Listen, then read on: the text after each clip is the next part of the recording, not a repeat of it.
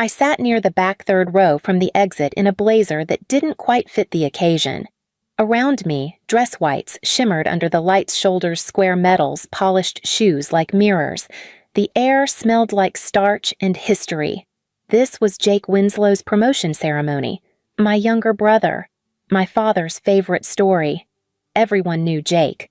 One of the sharpest seals of his cohort, someone behind me whispered. A real Winslow, another replied, and I didn't even flinch. I'd heard that phrase my whole life. They didn't see me. They didn't recognize me. To them, I was just Claire, the daughter who couldn't hack it, the dropout, the one who tried the Navy thing for a while before vanishing into some vague IT job no one bothered asking about. That was the story my family told. And they told it so often, I think they started to believe it. Maybe I did too, for a while. I adjusted the cuff of my blazer fingertips, brushing the place where my real uniform sleeves used to end. Colonel Claire Winslow, Naval Cyber Command. But not today. Today, I was just a shadow at the edge of my brother's spotlight. Up front, my parents were seated like royalty. Admiral Richard Winslow, retired, still standing ramrod straight in his civilian suit, and my mother Diane Pearls at her throat, her hand resting lightly on Jake's arm. She looked proud, the kind of proud that could break a daughter if she let it. I had no plans to be seen, no intentions of being anything but polite and invisible.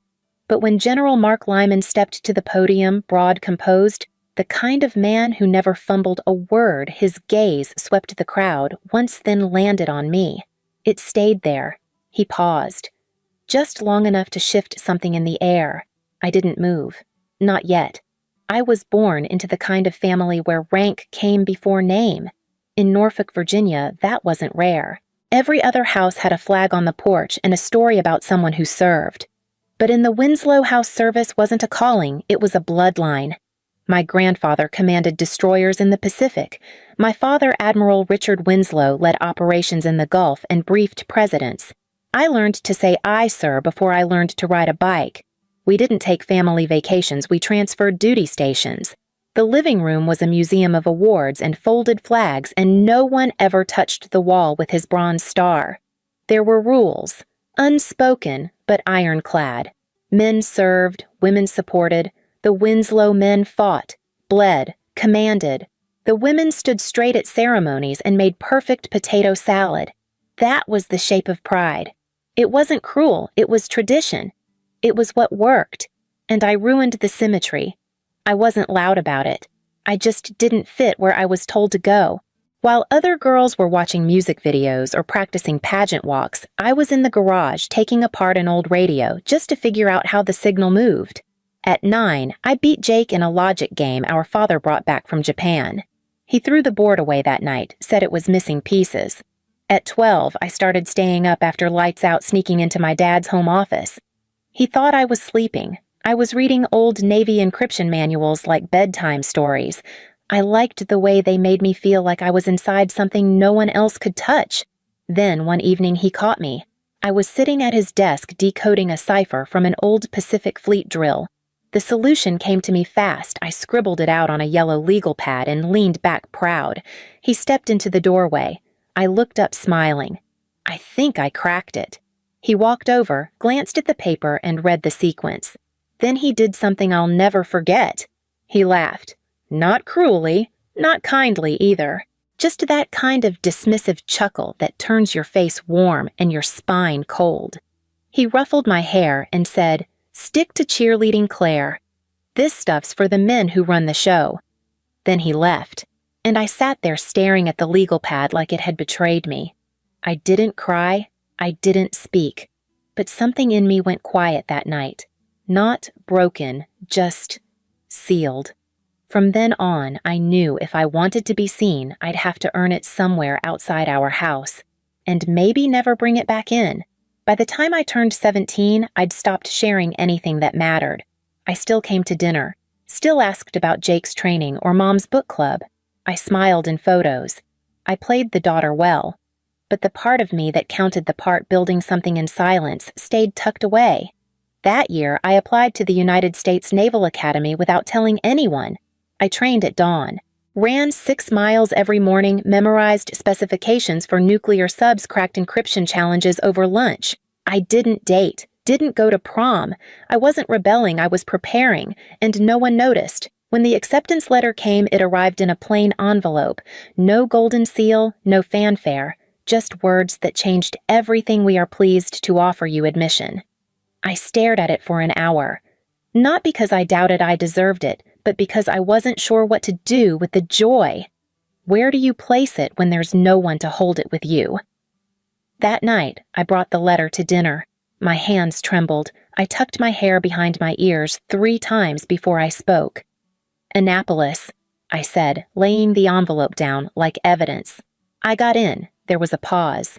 Then my father leaned back in his chair, arms crossed. He didn't smile. He didn't even reach for the letter. You'll crumble under pressure, Claire. Basic's gonna send you crying home. He pulled out his wallet and set a crisp $100 bill on the table, then turned to Jake. Bet she drops by week 4. Jake chuckled. Not mean, just comfortable, like it was obvious. Mom reached for my hand. Her voice was soft. Honey, you're so bright. You don't need to prove anything. You could teach, marry well, be safe. Safe. I looked at the money, at Jake's easy grin, at my mother's gentle retreat.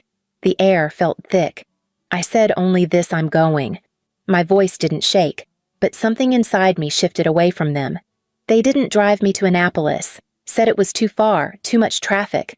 I took a Greyhound, 6 hours with a duffel and no goodbye hug. I watched them from the window, Dad standing with arms crossed, Mom dabbing her eyes, Jake checking his phone. For a moment, I wondered if I was making a mistake. Then the bus turned and the house slipped out of view. And that thought never came back. Annapolis didn't ease you in. From the moment I stepped off the bus, it was noise and order and motion.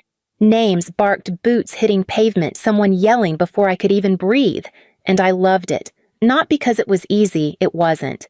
But because for the first time in my life, I was somewhere no one knew I was supposed to fail. Still, it didn't take long before the whispers started.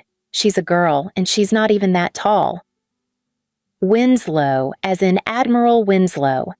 She must be here on legacy. They didn't know my father would rather eat his medals than vouch for me. During live fire week, I checked out my rifle and noticed something was off. The sights were misaligned, subtly but enough. One wrong shot and someone could have been hit. Or me. I flagged it. Got told maybe you bumped it. I hadn't. Someone wanted me shaken. It worked. That night in my bunk, I stared at the ceiling and wondered if I was already starting to crack. 3 weeks later, during a cyber simulation drill, I was mid-hack tracking a threat scenario when a surge blew through my station. It knocked me backward hard. The flash fried the interface. And my wrist. Pain radiated up my arm like a fuse had been lit inside the bone. Diagnosis: nerve damage. Recommendation: surgery, months of rehab, possible discharge. I didn't cry. Not in public, but in the infirmary when the curtain closed and the lights dimmed. I lay there watching shadows move across the wall, and for the first time I let myself wonder if maybe my father had been right. I wrote home. Just once. Not asking for help, just trying to anchor myself to something that felt familiar. I got a response 2 weeks later. Mom's letter was kind if you didn't read too closely. She talked about the garden, the neighbor's new dog, and a distant cousin's engagement. She ended with, "You've always been so bright, Claire. Maybe this is a sign to try something more stable." No letter from my father. Nothing from Jake. And then Lieutenant Sarah Denev walked in. She didn't knock. She didn't ask how I felt.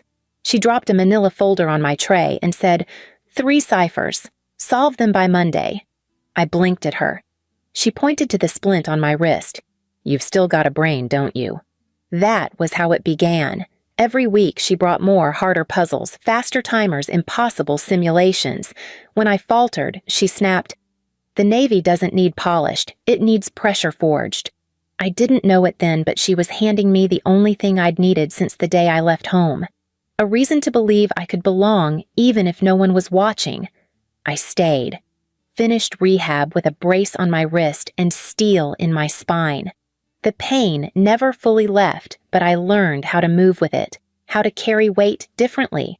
how to type again slower at first, then faster than before.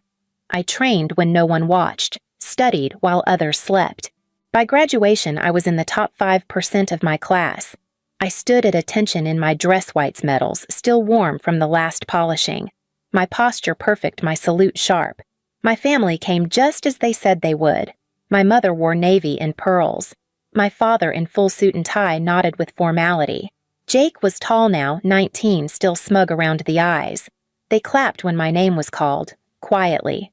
No cheering, just polite acknowledgement like I'd passed a test they hadn't studied for. At the reception, my father shook my hand like I was someone else's daughter. "You made it through," he said, his tone flat. "But the real Navy's a different beast. That's where we'll see what you're made of." I smiled. Not out of warmth, just out of instinct. Then I turned away before I said something I couldn't take back. I didn't bring up my orders, Naval Cyber Command, or the commendation waiting on my desk. They hadn't asked. So I didn't offer. Over the next year, I ran lead on an operation tracing a cyber attack targeting U.S. ports. Thousands of lives were on the line. Billions in infrastructure. We stopped it barely. My name was on the after-action report top line. That night, I called home. Mom answered distracted. "That's nice, dear. But when are you thinking of settling down?" My father got on the line next. He didn't ask what the operation was. Didn't ask what my team had done. "Lieutenant Command's a stepping stone," he said. "Most don't last there. Don't get cocky." I hung up staring at the screen, the commendation still in my lap. It was the first time I understood that they didn't just misunderstand me. They had chosen not to see me at all. That Christmas, the house smelled the same clove roast, the faint bite of pine needles. But the silence underneath it had changed. Jake had just finished SEAL training. His uniform was new, the insignia still stiff on his chest. He wore it like it belonged to him before he'd even earned it, and to my parents it did. The living room was already decorated in his honor photos, on the mantel a flag pin in every guest's lapel. His future was the only story being told. "Jake's the real thing now," Dad said to one of the neighbors. "He's where the Winslow legacy lives on." I sat on the couch, gift in my lap, waiting for the right moment to speak. I had just returned from a black ops simulation that intercepted an international sabotage attempt. My team had received classified recognition. I had been promoted again faster than expected. It wasn't something I could share fully, but I thought maybe some part of it could be enough. So I began gently. "We just wrapped a major protocol operation," I said, voice steady. "It prevented a lot of damage. A lot of people are safe tonight." Dad looked up from carving the roast. Not cruel, just unimpressed. "Claire's doing her computer thing," he said. "Jake's out there leading men into the real stuff." The room chuckled. Even Jake gave a crooked grin. "Hope your Wi-Fi held up, sis." I didn't answer. I just looked at him. He looked away. Later in the kitchen, I helped Mom with the dishes. She handed me a towel and touched my shoulder like she still believed that was love. "You always were the smart one," she said softly, "just not built for the other path." That was when it happened. I didn't snap, didn't yell. I just stopped. Stopped trying to be seen. Stopped volunteering updates. Stopped giving them the pieces they never wanted to hold. That night, after the gifts were opened and the guests had gone, I gathered my things and left without making a sound. No one asked why, and I never offered.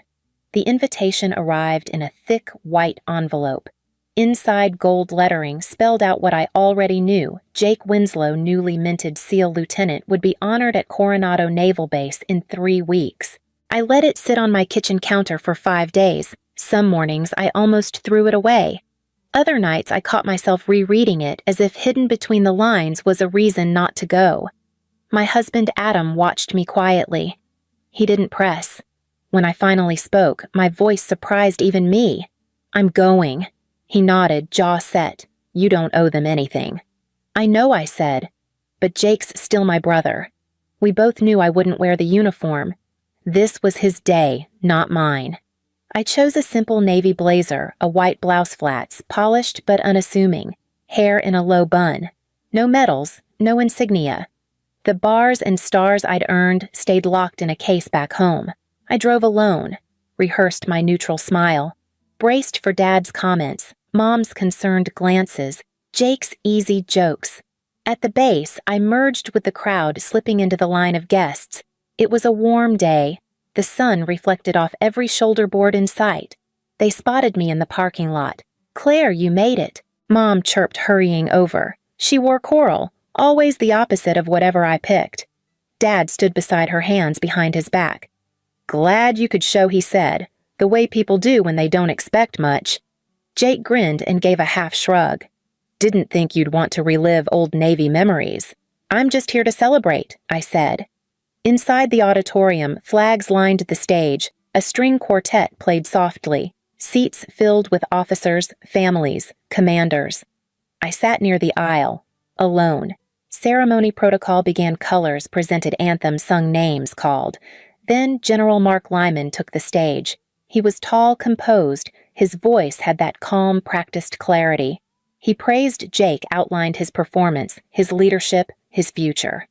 Then his eyes swept across the room and landed on me. They didn't move. His voice hesitated only a breath, but I felt the shift. Something small in the air changed. He adjusted his notes, continued. I lowered my gaze, willed myself invisible, but I knew what was coming. The final words of commendation passed. Applause rose, then fell, and then came the moment. General Lyman stepped down, walked straight into the crowd, toward me. He stopped, saluted. "Colonel Winslow." It was loud enough for the rows around us to hear. "Your cyber framework saved my team during the Koran breach." I never got to say thank you. The room froze. Conversations cut short. Heads turned. Mom gasped. Her hand flew to her chest. She staggered into a chair. Dad stood motionless, jaw slack. Jake didn't speak. He just stared like someone had rewritten everything he knew. More voices joined. "Wait. Colonel Winslow. The blackout op." A younger officer stepped forward. "Ma'am, your protocols now required reading in Joint Command." I stood up slowly, my blazer suddenly too thin. "Thank you, General," I said evenly. "But today's not mine. It's my brother's." He paused, then nodded with respect. "Understood. But we know who you are." And just like that, the story they told about me cracked. They found me just off the main corridor near a small conference room with the door still half open.